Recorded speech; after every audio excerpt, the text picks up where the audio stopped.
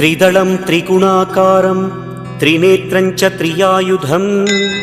त्रिजन्म पापसंहारम् एकबिल्वं शिवार्पणम् त्रिशाखैः बिल्वपत्रैश्च अच्छिद्रैः कोमलैः शुभैः तव पूजां करिष्यामि एकबिल्वं शिवार्पणम् कोटिकन्या महादानं तिलपर्वतकोटयः काञ्चनं शैलदानेन एकबिल्वं शिवार्पणम्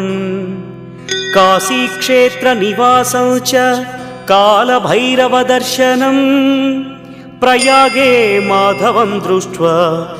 एकबिल्वं शिवार्पणम् इन्दुवारे व्रतं स्थित्वा निराहारो महेश्वर नक्तं हौष्यामि देवेश एकबिल्वं